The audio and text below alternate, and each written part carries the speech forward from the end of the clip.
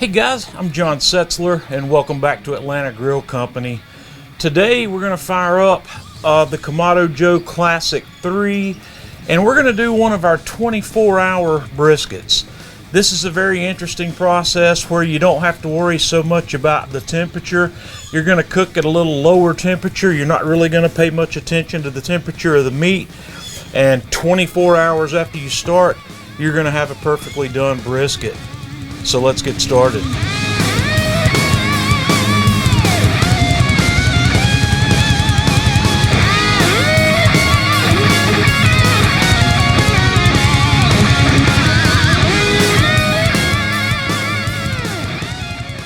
The first thing I want to do in this 24-hour brisket project is I'm going to get my Kamado Joe Classic 3 fired up with a nice big load of charcoal. And I've got quite a few pecan and cherry wood chunks in here. And I'm just going to put the top on my slow roller, and then I'm going to put both halves of the grill grate in the position directly above the slow roller. And then I'm going to use my flame boss.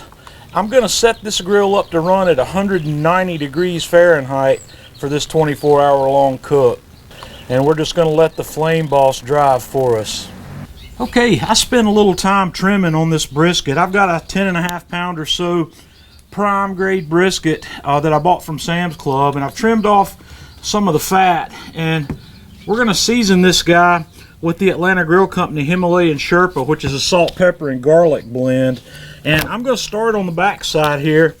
I've trimmed this down to about 1/4 inch on the fat cap, and while our grill's coming up to temperature, I'm going to put a nice liberal layer of this seasoning on here.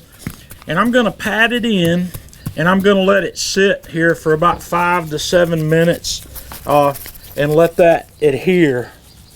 And after we've given that a little bit of time to adhere, I'm just going to flip it, and we're going to do the same thing on the top side. I'm going to be cooking this fat cap down, so this is going to be the side we cook up. And I've trimmed it, trimmed all that silver skin off, and we're just going to give this a nice liberal coat of this Himalayan Sherpa also. And this is going to sit here for probably 10 more minutes while our grill is still coming up to temperature.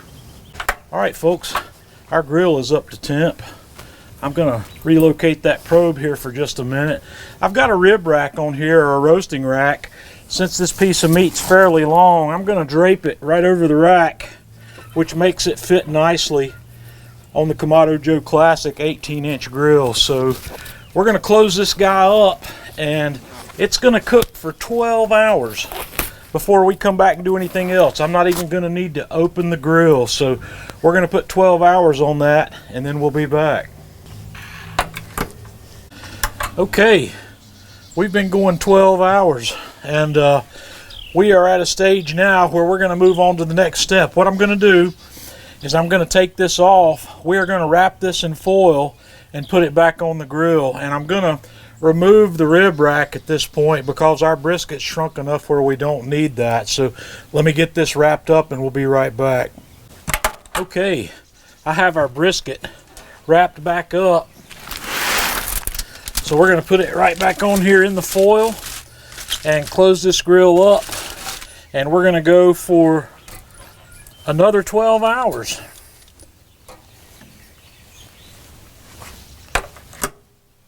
Okay, we've been another 12 hours. I've just pulled this guy off the grill, and let's take a peek at this.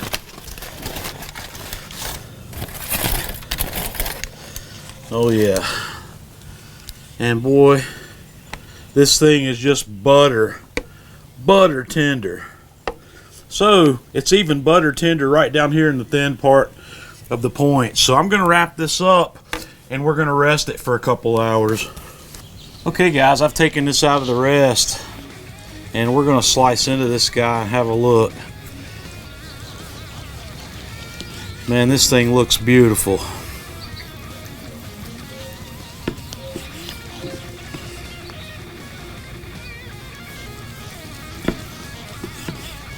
I'm going to take a few more slices out of this and then we'll have a look at it closer. Okay guys, I'm going to pull one of these slices off the thicker part here, and I want you to see how that's just falling apart.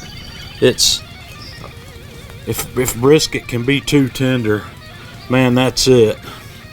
That's just fall apart. We're gonna take a taste. Man, it's absolutely amazing. 24 hours in the grill, fall apart tender. You can see the results here. Guys, you're gonna have to give this a try and let me know what you think. Until next time, this is John Setzler with Atlanta Grill Company.